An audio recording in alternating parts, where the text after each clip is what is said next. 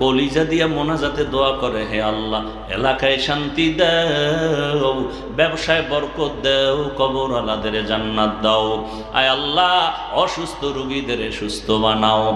আলেম ওলামা এত কষ্ট বুকে নিয়া মানুষের জন্য এত কষ্ট করে দোয়া করে, এরপরেও যারা বলে হুজুরেরা খারাপ, আমি বলি ওদের 14 বংশের রক্তগুলো খারাপ। আল্লাহ বলেন আমি মানুষ মাটির থেকে তোদেরকে সৃষ্টি করেছি, এক অংশ।